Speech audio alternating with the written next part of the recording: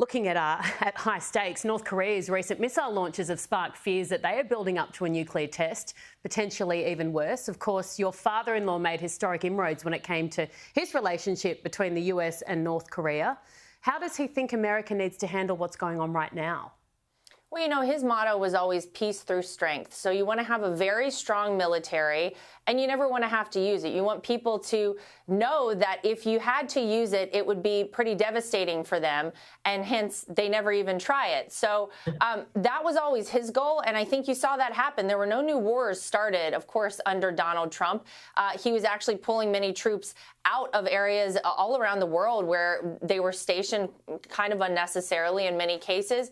But you look at particularly with North Korea, with Kim Jong-un, the strides that were made there. We were on the brink of a de-nuclearized Korean Peninsula, and that was historic. That, you know, that's something that people have been talking about for decades, and no one thought possible until Donald Trump came into the picture.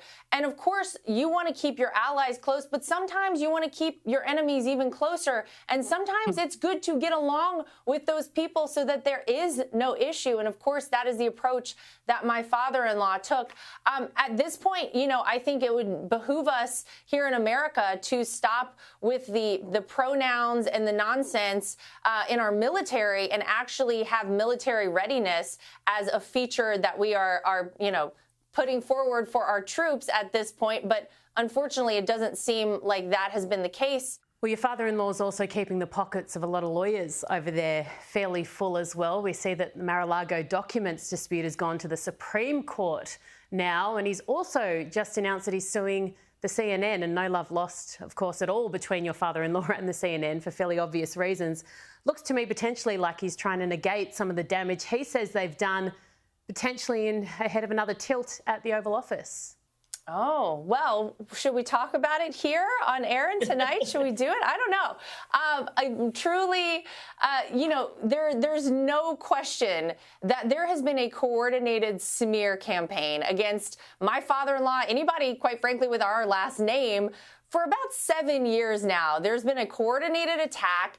They have tried at every turn to defame my father-in-law, all of us in our family. They have lied time and time again about so many different situations, instances, stories, falsified, and people need to be held accountable for that. You know, that's what the American people deserve. You know, journalism, it feels like, is truly dead in so many respects here in America. And we know that our media here is not going to hold themselves accountable. So leave it to Donald Trump yet again to try and right a wrong. And I think that this is the whole goal here, is to hold people accountable, because you shouldn't, Erin, be able to just go out, defame people, lie about people, and get away with it, because it's not right for them, and it's not right for the American people who rely on, you know, our journalists, if you can call these people that, to tell us the truth and give us the facts. And they quite frankly haven't done that. Oh, believe you me, I know more than you can imagine how that feels. Florida, I can't let you go without asking how everyone's doing over there off the back of the hurricane.